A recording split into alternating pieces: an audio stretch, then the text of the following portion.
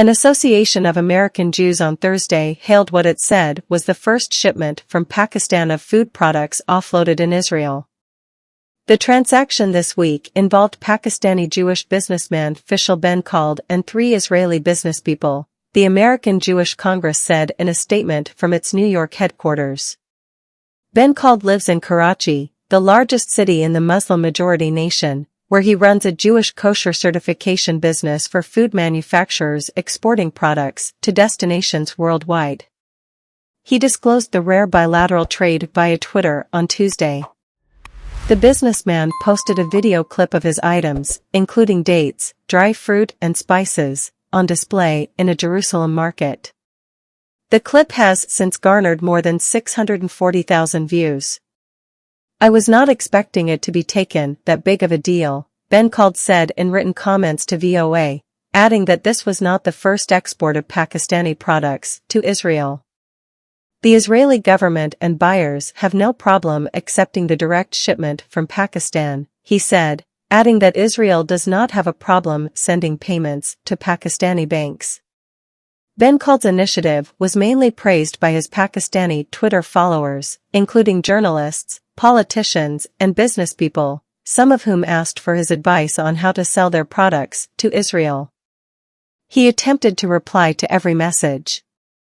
"Congrats, brother, you are doing excellent service that diplomats and politicians couldn't do," wrote Syed Weekas Shah, a primetime television news show host. "Time for both the countries to initiate dialogue and for this citizens-to-citizens contact could play a vital role in bringing both the countries close to each other," wrote Zamir Ahmed Malik. Pakistani officials did not immediately comment on the rare trade. Islamabad does not have diplomatic ties with Israel and refuses to recognize it as a sovereign state until the State of Palestine is established, a long-running policy of many Muslim-majority countries. But the United Arab Emirates and Bahrain forged relations with Israel in 2020 under the U.S.-brokered Abraham Accords. Sudan and Morocco followed suit. Trade exhibits hosted by the UAE helped Pakistani and Israeli businessmen conclude a deal that enabled this week's Pakistani shipment to Israel, the American Jewish Congress noted.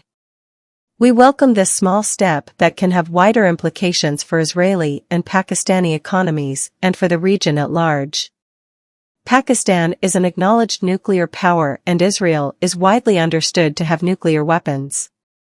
The two countries have held secret meetings on security-related issues since their foreign ministers met publicly in 2005. Pakistani Islamic groups and right-wing parties vehemently oppose forging bilateral ties with Israel over the Palestinian issue.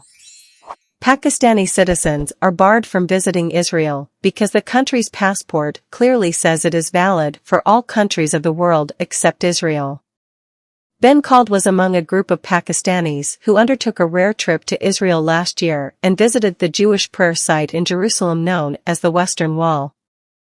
The 15-member group of primarily Pakistani Americans, who traveled on their U.S. passports, was organized by an American Muslim women's activist group in collaboration with an Israeli organization promoting ties with Muslim countries. The visit drew a rebuke from Pakistani opposition politicians warning the government against ending Islamabad's official boycott of Israel. The reaction intensified after Israeli President Isaac Herzog told an audience at the World Economic Forum in Davos, Switzerland, about his private meeting with the delegation at his Jerusalem residence in early May 2022.